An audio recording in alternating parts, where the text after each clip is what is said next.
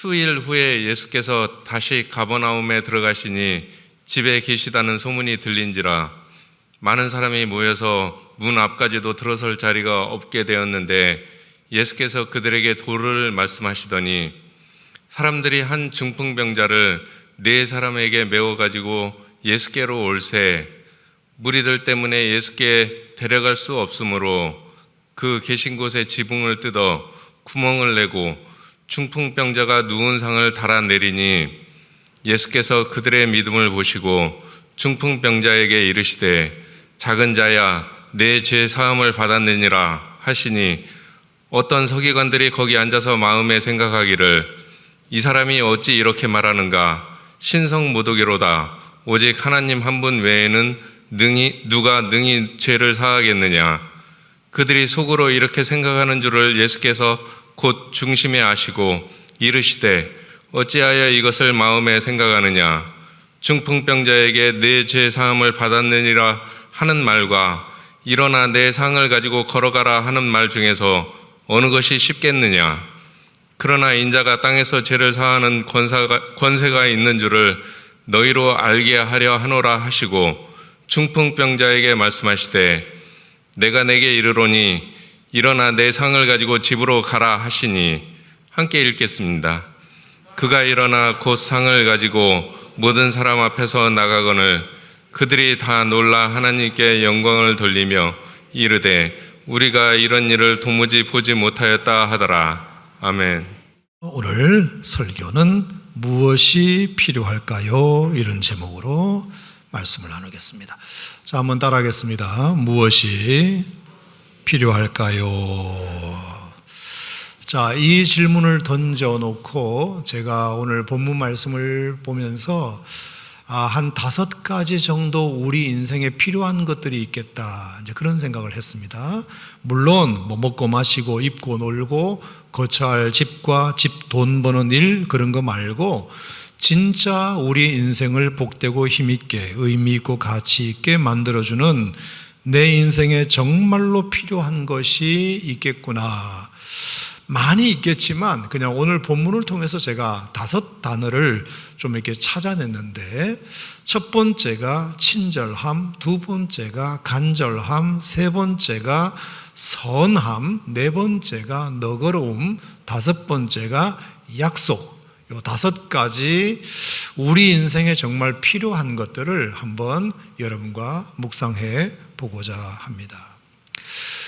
자, 오늘 이야기는 나름 재밌는 이야기입니다. 예수님께서 가버나움의 집에 계셨을 때 일어난 일인데, 아침부터 사람들이 장사진을 이룬 모양입니다. 예수님을 뵈려고, 예수님의 말씀을 들으려고 장사진을 이루어서 예수님께서 그 사람들을 물리칠 수 없으시니까 오늘은 그냥 여기서 그러면 내가 말씀을 전해야 되겠다라고 생각하고 예수님께서 그 집에서 이제 말씀을 쭉 전하고 계셨는데 오늘 사건이 일어나게 됩니다. 무슨 사건이냐? 갑자기 어떤 건장한 4명의 사람들이 한 명의 중풍병자를 들것에 실어가지고 나타나더니 집 문 앞부터 저 마당 끝까지 사람들로 꽉 들어차 있는 것을 보고는 갑자기 무슨 결심을 했는지 집 뒤로 어디로 이렇게 피하는 것 같더니 금세 지붕 위로 그 4사람이 올라가 버리더라. 그러더니 이제는 지붕을 덮고 있는 흙들과 풀들을 조금씩 긁어내고 드러내더니 세상에 그 집 천장에 구멍을 뻥 뚫어 버리더라. 그리고서는 그 환자를 들것 내 기퉁에 끈을 달아서 천천히 수평을 유지하며 조심스럽게 밑으로 내리는데 기어이 그 들고 온 환자를 예수님 계신 그 방바닥으로 달아내리게 됩니다. 자, 그걸 보시고 예수님도 너무나 놀라셨지만 오히려 그 모습에 감동을 하셔서 그 중풍병자에게 죄사함의 은총과 병고침의 은총을 단번에 주셨다는 것이 오늘의 스토리입니다. 자, 이 스토리를 보면서 제가 말씀드린 이 5가지가 우리 인생에 필요하다는 것을 이 말씀이 우리에게 증거하는 것이 아닐까, 첫 번째가 뭐라 그랬죠? 친절함, 두 번째가 간절함, 세 번째가 선함, 네 번째가 너그러움, 다섯 번째가 약속, 이렇게 말씀을 드렸는데 하나씩 제가 한번 펼쳐보도록 하겠습니다. 먼저 친절함이 우리 인생에 참 필요하다, 우리 공동체에 필요하다, 그 생각을 하게 된 이유는 2장 4절 말씀 때문인데요. 자, 2장 4절 우리 한번 잠깐 보실까요? 2장 4절 다 같이 읽겠습니다. 무리들 때문에 예수께 데려갈 수 없으므로 그 계신 곳에 지붕을 뜯어 구멍을 내고 중풍병자가 누운 상을 달아내렸다. 자, 여기 보면 중풍병자를 들것에 실어온 4명의 사람들이 아마 친구들이겠죠. 그 친구들이 굳이 지붕에 올라가서 지붕을 뜯어낼 수밖에 없었던 이유가 나와요. 그게 뭐예요? 무리들 때문에 이 들고 온 중풍병자를 예수님께 데리고 갈 수가 없었던 겁니다. 제가 이걸 보면서 무슨 생각이 딱 들었냐 하면은 이상하다. 그 무리들이 누구도 아니고 예수님에게 말씀 들으러 온 무리잖아요. 은혜 받으러 온 사람들이잖아요. 우리식으로 말하면 예배 드리러 온 사람이란 말입니다. 근데 그 예배 드리러 온 사람, 말씀 들으러 온 사람들이 허락하지를 않아가지고 급한 환자를 데리고 와서 예수님께 꼭 보여드리고 싶은데 그 무리들이 양보하지 않아서 결국은 지붕 뚫는 작전을 펼칠 수밖에 없었다는 거예요. 아니, 왜 그랬을까? 그 절박한 심정으로 들것에 실려 중풍병자가 왔으면 아무리 말씀 듣는 것이 중요하고 아무리 내가 먼저 자리를 잡았어도 구급차도 뒤에서 삐뽀삐뽀하고 달려오면 모세의 기적처럼 앞에 있는 차들이 다 비껴주는 세상인데 이 사람들도 좀 비껴주면 안 되나? 양보하면 안 되나? 왜 그들은 못했지? 그래서 애꿎은 남의 지붕만 뜯게 된 거 아니냐, 이런 생각이 들었습니다. 사랑하는 성도 여러분, 제가 이렇게 말씀을 드리니까 어떤 생각이 드세요? 오늘날 우리 21세기를 살고 있는 우리 교회 성도들, 우리 교회 문화 속에는 이런 일이 없을까? 그런 생각이 들었습니다. 먼저 믿은 사람이, 먼저 예배드리러 온 사람이, 먼저 믿은 사람이, 먼저 된 자가 나중된 자를 배려하는 것이 얼마나 이 시대에 필요합니까? 그렇죠? 지금도 어느 누군가가 예수님께 나아가고 싶어도 나아가지 못하는 이유가 먼저 믿은 자의 불친절 또는 배려하지 못함 때문이라면 얼마나 그 사람들에게 상처가 크겠는가.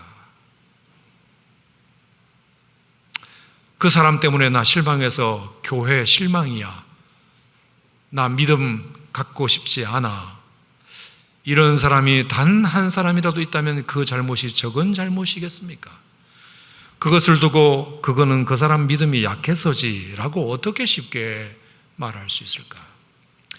제가 언젠가 사도행전 8장 에디오피아 간닥의 국고를 맡은 네시 이야기를 할 때도 말씀을 드렸는데, 자, 어느 날 이 네시가 성경을 혼자서 읽다가 너무 은혜를 받아가지고 한 번만이라도 내가 기회가 된다면 예루살렘 성전에 가서 직접 예배드리고 싶다, 이 소망을 갖게 됩니다.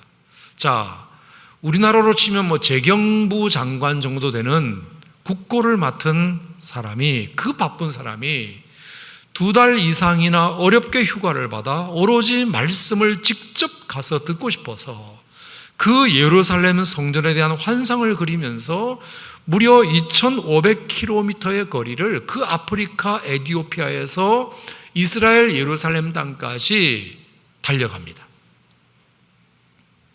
얼마나 열심히 특심입니까? 하지만 여러분과 제가 본 사도행전 8장 27절 28절의 결과를 보면 뭐라고 되어 있다고 그랬죠? 왔다가 돌아가는데, 이렇게 되어 있어요. 왔다가 돌아가는데. 여러분, 이 말이 뭘까요? 왔다가 돌아가는데, 이 말은 예를 든다면 우리가 3부 예배에 어느 누가 이제 12시 넘어서 한 12시 한 30분쯤에 예배를 왔다고 칩시다. 그런데 너무나 사람들이 꽉 들어차 있어가지고 정말 단 한 사람도 자리에 앉을 만한 데가 없어서 아이고 오늘은 내가 예배 못 드리겠다 하고 왔다가 돌아가는 것, 이걸 왔다가 돌아가는 데라고 말해요. 그죠? 또 옛날에 뭐 코로나가 한창이었을 때 작년에 재작년에 우리가 저녁 예배도 이게 제대로 못 드릴 때가 있었단 말입니다. 그러면 혹시 어떤 사람이 수요일 저녁이 되고 금요일 저녁이 되어 가지고 예배 드리러 가까운 교회 갔는데 분명히 예배 시간인데 불이 다 꺼져 있었다. 그러면 그 사람은 어떻게 되죠? 왔다가 돌아가는 것입니다.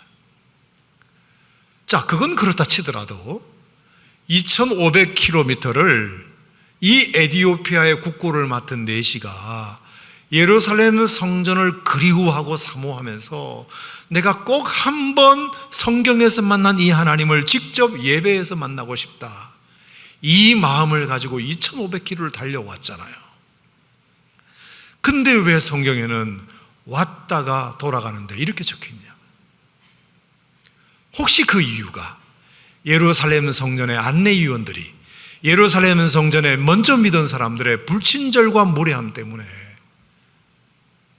자리를 비켜주지 않아서, 환영해주지 않아서, 환대해주지 않아서, 냉대해서, 몰라봐서 그랬다고 한다면 그 사람이 돌아가는 그 걸음이 어땠을까? 그 마음이 얼마나 상처가 됐겠습니까? 얼마나 마음이 아프고 얼마나 실망이 됐겠어요. 하나님을 만나기도 전에 사람부터 먼저 실망해가지고 하나님을 만날 마음이 없어져 버리는, 여러분, 이런 일이 정말 이 시대에 우리 교회에서는 일어나서는 안 되겠지요. 아멘. 아멘입니까 여러분? 먼저 믿은 자가 나중 믿은 자를 실족하게 하는 일이 없도록 먼저 믿은 여러분이 한 사람이 예수님 앞에 나오는데 방해되지 않도록 우리가 친절함이 필요하다. 누구에게나, 나에게도 남에게도 필요한 것이 친절이라고 생각하는데 특히 예수 믿는 사람들에게는 동의하시면 아멘 하시기 바랍니다. 자, 두 번째는 간절함입니다. 간절함. 자, 중풍병자를 메고 오니 내 친구 얘기를 한번 해보려 하는데요. 자, 세상에 이보다 더 좋을 수는 없는 부러운 친구들이에요. 얼마나 그 중풍병자를 불쌍히 여기고 있는지 그냥 느껴집니다. 얼마나 그 친구를 고치고 싶은 마음이 간절했으면 세상에 그를 들것에 싣고서는 예수님 계신 곳까지 찾아왔겠습니까? 여러분, 사람 한 사람을 4명이 든다고 해서 그게 가볍습니까? 어려워요. 장례식에서 운구 한번 해보셨죠? 그거 쉽지 않습니다. 가까운 거리도 아니고 먼 거리를 아무리 건장한 4명이라 할지라도 한 사람을 들것에 실어서 먼 거리를 온다는 것은 쉬운 일이 아니에요. 그리고 제 추측에 이 사람은 가버나움 사람들도 아닌 것처럼 보여요. 제가 성지순례를 여러 번 가버나움에 가봤는데 가버나움이 생각보다 작은 동네입니다. 그래서 만약에 예수님에게 말씀을 듣기 위하여 아침에 사람들이 모였다면 가버나움 사람들은 뒤에 오이지 않고 다 먼저 앞에서 좋은 자리를 차지했을 것이 분명해요. 그런데 이 사람들은 이미 와보니까 문 앞부터 저 골목 끝까지 사람들이 꽉 차 있었다고 말씀드렸잖아요. 그러면 이 사람들은 가버나움에서 온 사람들이 아니에요. 멀리서 왔을 수 있어요. 그러니까 딱 보니까 자기가 아는 동네 사람이 아니니까 저리 가시오 했겠지. 여러분, 거리가 얼마인지는 모르지만 이 친구를 어떻게든지 고쳐보려고 하는 그 간절함이 정말로 팔이 빠질 만큼 무거운 그 친구를 업고 들고 들것에 싣고 예수님에게까지 아침부터 서둘러 왔더라는 것입니다. 이제 마지막 희망은 예수님 뿐이야. 예수님 앞에만 가면, 예수님께만 이 친구 보이면 분명히 고침받을 수 있을 거야. 그러니 오늘은 무슨 일이 있어도 예수님 앞에 이 친구 보여야 돼. 이렇게 의기투합해가지고 그 친구 4명이 직장도 하루 월차 내고 어디서 붙어있는지는 모르지만 거기까지 온 것입니다. 그래서 왔더니 세상에 벌써 사람들로 인산인해를 이루고 있더라. 저 죄송한데요, 저희 이 친구 중풍병자거든요. 오늘 저희가 이 친구 꼭 고쳐주고 싶거든요. 그래서 예수님 꼭 만나고 싶게 하고 싶거든요. 예수님께 안수받고 싶거든요. 그러니 혹시 좀 자리 양보해 줄 수 있을까요? 저희 좀 앞으로 갈 수 있을까요? 그런데 사람들이 안 된대. 이 자리도 지금 멀어서 예수님 말씀 제대로 안 들리는데 멀어지면 더 곤란해. 이러면서 자리를 비껴주질 않아. 그러면 여러분, 웬만하면 포기를 해요. 친구야, 안 되겠다. 도저히 방법이 없다. 사람들이 비껴주지를 않아. 믿는 사람들이 더한 것 같아. 오늘도 안 될 것 같아. 친구 미안해. 우리 돌아가야 될 것 같아. 그러니까 이 친구 입장에서도 당연히 이렇게 나오죠. 이보게들 괜찮아. 어떻게든 나를 고쳐보려고 이렇게까지 애쓰고 이 먼 곳까지 나를 데려와 준 것만으로도 너무 고마워. 자네들 충분히 할 만큼 했어. 나 괜찮으니까 그냥 돌아가자. 이게 그냥 내 업보라고 생각하고 나 그냥 살게. 딱 그 말을 듣는데 친구들 마음이 다시 요동쳐서 간절해져서 안 되지. 어떻게든지 오늘 끝장을 봐야 되지. 그러면서 잠깐 주위를 둘러보고 딱 서로 눈빛을 교환하는데 지붕이 보이는 겁니다. 그래서 말하지 않아도 벌써 이심점심이 되어가지고 이 친구들이 들 것을 들고 뒤로 싹 빠지더니 집 뒤로 어디로 가더니 사다리를 놓더니 지붕 위로 올라가기 시작했다. 자, 4명의 친구니까 첫 번째 일단은 먼저 올라가서 지붕 상태를 살피고, 두 번째 친구는 간단한 지붕을 뚫을 도구를 챙겨서 올라가고, 세 번째 친구는 그 중풍병자 친구를 업고 사다리로 올라가고, 네 번째 친구는 가지고 온 들것을 가지고 올라가고. 그러더니 이제는 손으로 그 지붕을 덮고 있는 흙을 긁어내고 집 같은 것을 걷어내고 소위 지붕에 구멍 뚫기 작전을 감행하게 됩니다. 여러분, 어떤 마음이 들었을까요? 이 중풍병자 입장에서는 이렇게까지 나를 위해서 얼마나 그 노력에 눈물나게 감격했을까. 그래서 마침내 지붕에 구멍은 뚫렸고 예수님은 깜짝 놀랐고 주변의 사람들 깜짝 놀랐고 제일 놀란 것은 그 집주인이 깜짝 놀랐고, 그리고 내 기퉁이에 줄을 달아 조심스럽게 달아내려 예수님 앞에 기어이 그 중풍병자를 놓고야 맙니다. 자, 그래서 예수님도 그 친구를 단번에 고쳐주게 되었는데 뭘 보고 그렇게 하셨느냐. 자, 5절 말씀에 보면 이 말씀이 나오죠. 5절 시작. 예수께서 그들의 믿음을 보시고. 할렐루야. 자, 중풍병자의 믿음이 아니라 중풍병자를 데리고 온 그 4명의 친구들의 믿음을 보시고, 그들의 간절함을 보시고, 그들의 절박함을 보시고 예수님께서 그 소원을 들어주시지 않을 수가 없었다. 여러분, 다른 거 몰라도 우리 신앙생활 속에서 이 간절함은 얼마나 우리에게 은혜의 블랙홀이 되는지 몰라요. 간절함이, 따라합시다. 간절함이 은혜의 블랙홀이다. 결국은 이 간절함이 하나님의 은혜를 모으는 깔때기가 됩니다. 얼마나 이 간절함이 흡입력이 대단한지 몰라요. 하나님의 은혜를 부르는. 결국 이 간절함이 있으니까 지붕을 뜯을 발상의 전환도 나오고 창의적인 생각도 떠오르고 모험도 두려워하지 않게 되고 지붕을 뜯어서 욕먹을 각오도 하고 나중에 지붕 수립이 물어줄 생각도 하고 고도의 수평 유지가 필요한 그 들것을 내리는 작업도 한 번도 그들이 해본 적 없지만 정교하게 진행되는 모습을 보면 그들이 경험이 있어서가 아니라 그들이 돈이 많아서가 아니라 그 간절함이 그 모든 것들을 다 이루어내었다는. 간절함이 없으면 어떻게 될까요?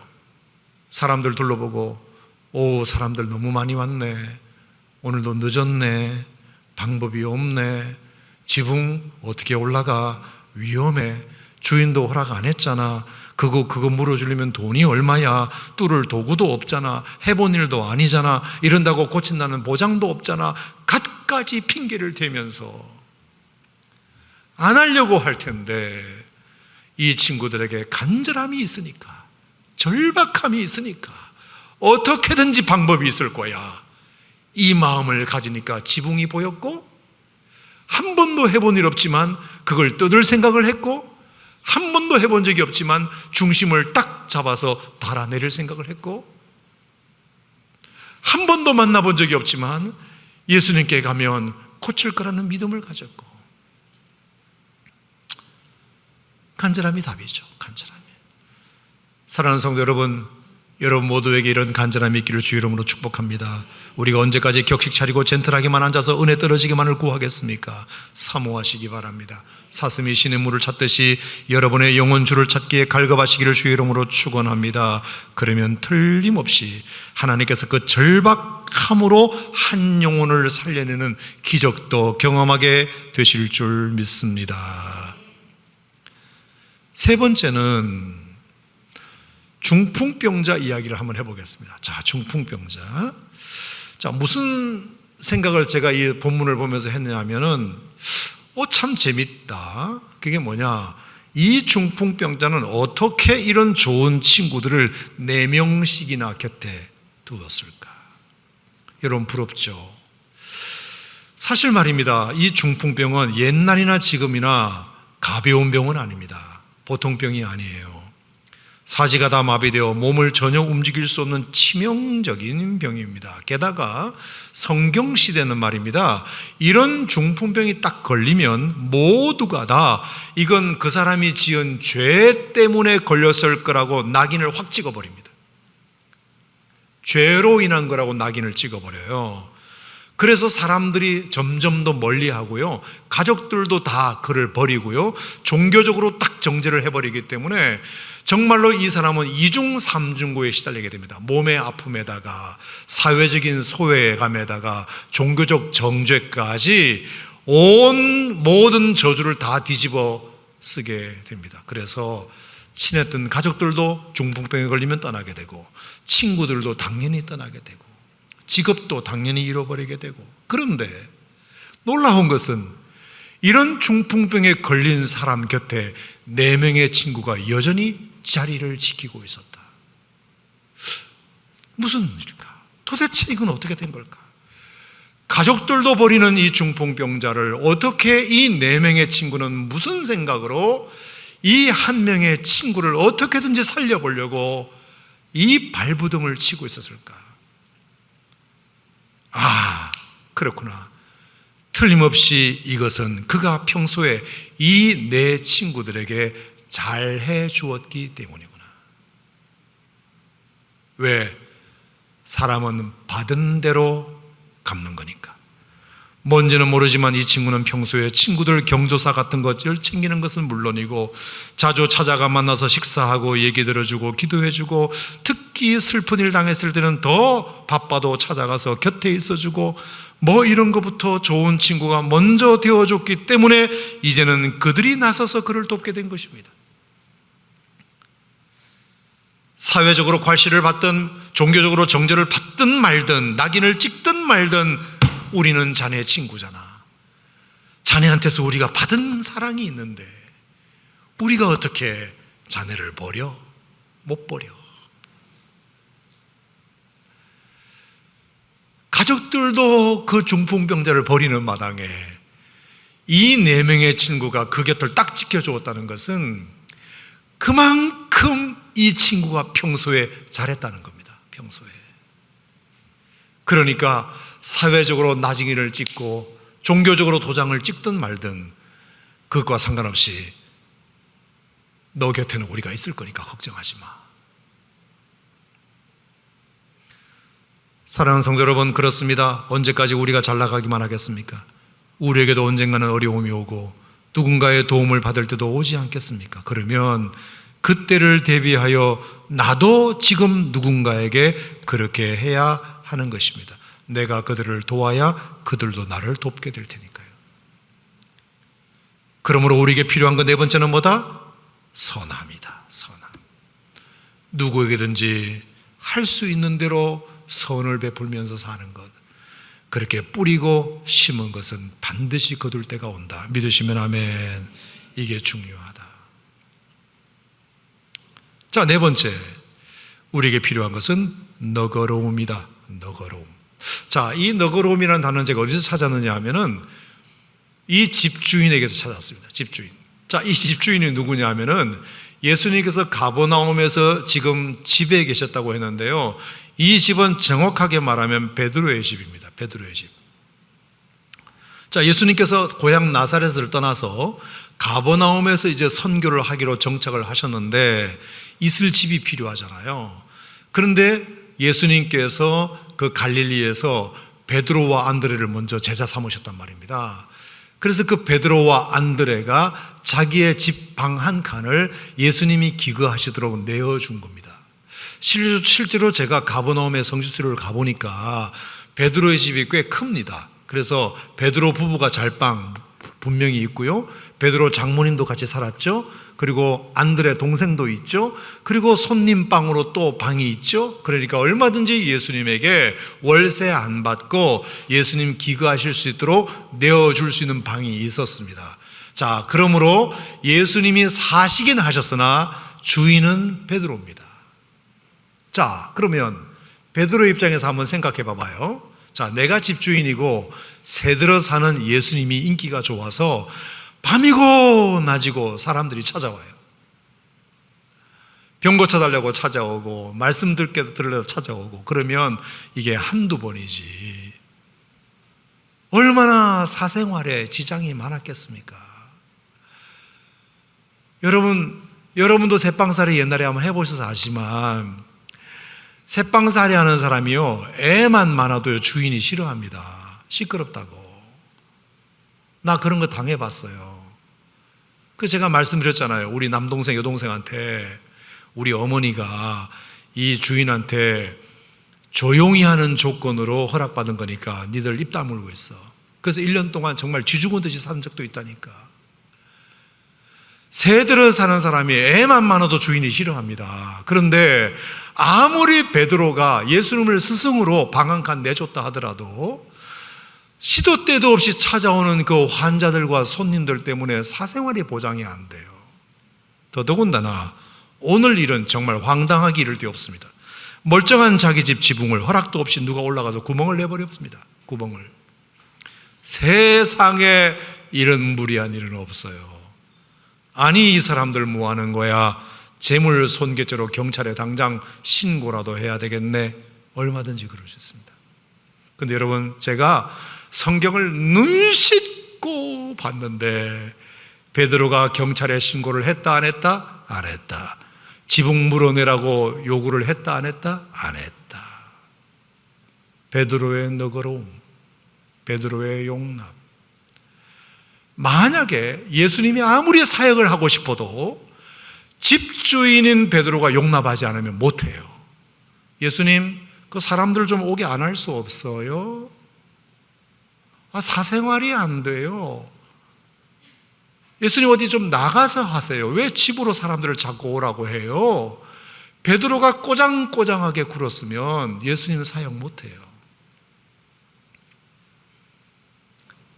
좀 사생활이 보장이 안 돼도, 좀 지붕이 좀 뚫려도 집수리를 할 망정, 이것이 복음 전파에 도움되고 한 영혼을 구원하고 절박한 한 영혼을 치료하는 일에 쓰임받는 거라면 괜찮아요. 예수님, 괜찮아요.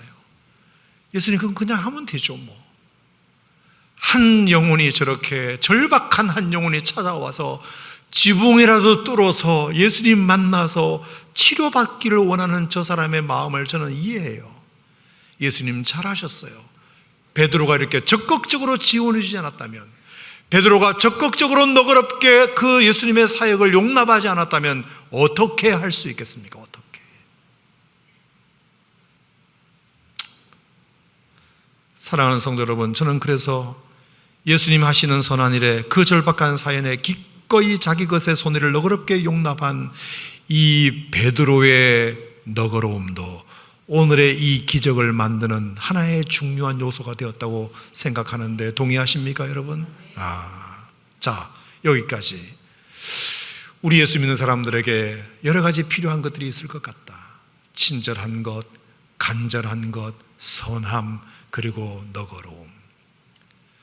자, 마지막으로 또 한 가지 여러분에게 말씀드리고 싶은 것이 이제 약속이라는 것인데요. 예수님의 약속. 자, 오늘 본문을 보면 의아한 장면이 하나 있는데, 분명히 그들은 친구의 중풍병을 고치러 그 난리를 치면서 왔는데 정작 예수님은 그 모습을 보시고 뭐라 그러냐면, 그래 오늘 네가 치유함을 받았느니라 이렇게 말씀하지 않으시고, 그래 네가 죄의 사함을 받았느니라 이렇게 말씀하세요. 이 동문서답 같은 예수님의 선포의 의미는 뭘까? 아까 말씀드렸죠?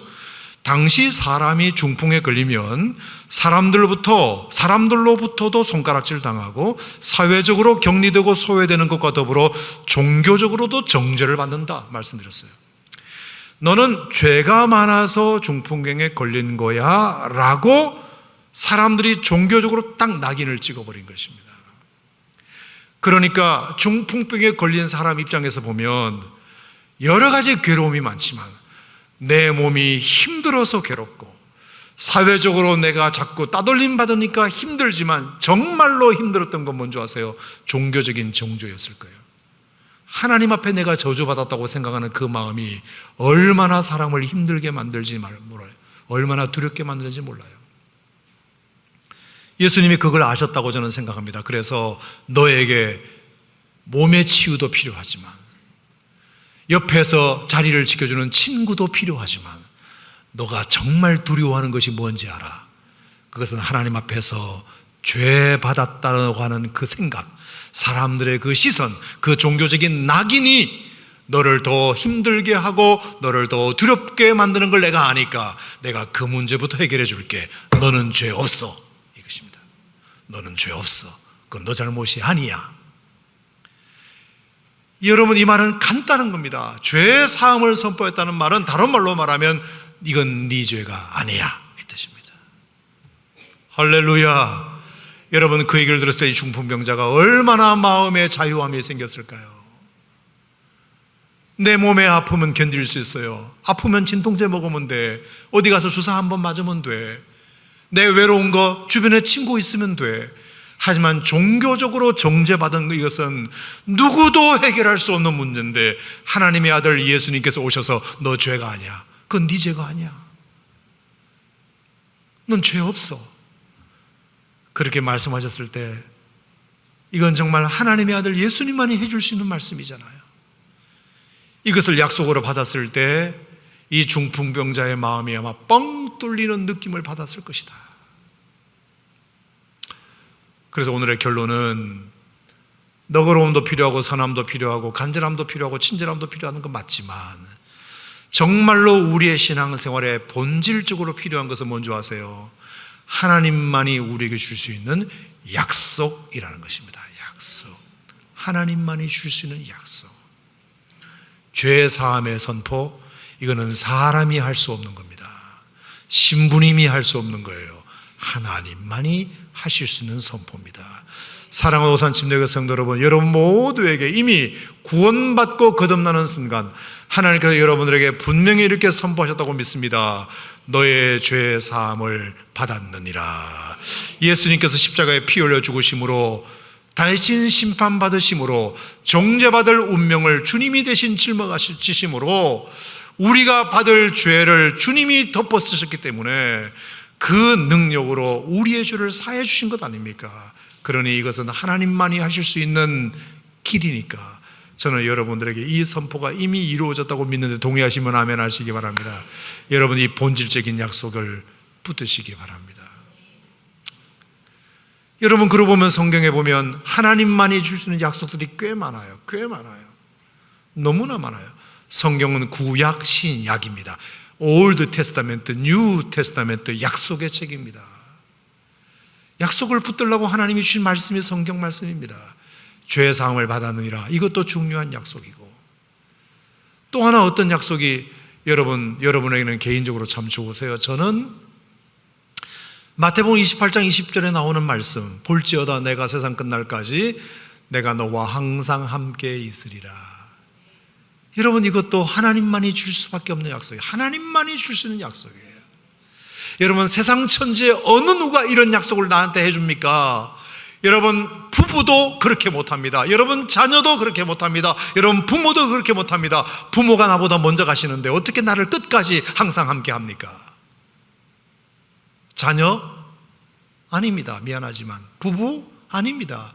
아무리 친한 친구여도 세상 끝날까지 내가 너와 항상 함께 있으리라 이 약속을 주실 수 있는 분은 하나님밖에 없습니다. 그래서 함께라는 단어가 성경에 나오는 여러 부사 중에 가장 많이 나온 부사다. 제가 늘 말씀드렸죠. 1300번 이상 나온다. 성경에 함께라고 검색을 쳐보면 1300번 이상 나옵니다. 함께, 같이. 얼마나 감사한지 몰라요. 하나님만이 주실 수 있는 약속. 여러분, 이 약속이 얼마나 우리에게 필요한지 몰라요. 또 하나 저에게 물으신다면 저는 평강. 아무것도 염려하지 말고 이 모든 일에 기도와 간구로 너희 구할 것을 감사함으로 하나님께 아뢰라. 그리하면 모든 지각에 뛰어나신 하나님의 평강이 너희의 마음과 생각을 지키시겠다는 약속. 이 약속을 꽉 붙들면요, 어떤 고난과 어떤 위험이 와도요, 여러분의 마음과 생각 속에서 평강을 잃어버리지 않습니다. 가장 무너지기 쉬운 것이 뭔지 알아요? 마음이 무너지는 겁니다. 내 마음의 평강을 잃어버리는 겁니다. 아무리 대궐 같은 집에 살아도 내 마음이 평화롭지 못하면 그만큼 지옥이 어디 있나요? 아무리 초가삼간에 살아도 하나님의 평강이 내 마음을 지켜주시면 그만큼 천국이 어디 있나요? 저는 여러분들에게 축복합니다. 어떤 경우에도 하나님이 주시는 평강만큼은 잃어버리지 않기를 축복합니다. 하나님이 약속하신 거니까. 여호와는 너에게 복을 주시기를 원하며 너를 지키시기를 원하며 여호와는 그 얼굴을 비추사 은혜 베푸시기를 원하며 여호와는 그 얼굴을 너에게로 향하여 드사 평강 주시기를 원하노라. 여러분, 이 약속, 오늘 제가 그래서 축도도, 이 민수기 축도를 한번 하려고 하는데요, 하나님께서 우리에게 주실 수밖에 없는, 하나님만이 주실 수 있는 이 약속이 저는 우리의 신앙생활에 가장 필요한 덕목이다. 너그러움도 필요하고 친절함도 필요하고 간절함도 필요하고 선함도 필요하고 우리의 인간관계를 수월하게 만드는 여러 가지 요소들이 많이 있고 우리의 신앙생활을 좀 더 업그레이드하기 위한 많은 요소들이 있지만 그 중에 가장 중요한 필요한 것은 하나님이 주실 수 있는, 하나님만 주실 수 있는 약속을 우리가 딱 붙드는 것. 그래서 그러니까 이 서기관들이 얼마나 싫어했습니까? 왜 그런 약속을 함부로 하느냐? 이게 서기관들의 불만이었잖아요. 오늘 본문에 보면 왜 아무도 할 수 없는, 누구도 할 수 없는 이 약속을 네가 하느냐? 신성모독이다. 여러분, 이건 하나님만이 할 수 있는 약속. 여러분, 이 약속이 여러분들에게 신비에 새겨질 때 어떤 경우에도 여러분 힘을 낼 줄로 믿습니다. 일어서게 될 줄로 믿습니다. 하나님의 약속 꼭 붙드시고 사실은 여러분과 저가 되시기를 주의 이름으로 축원합니다. 축원합니다.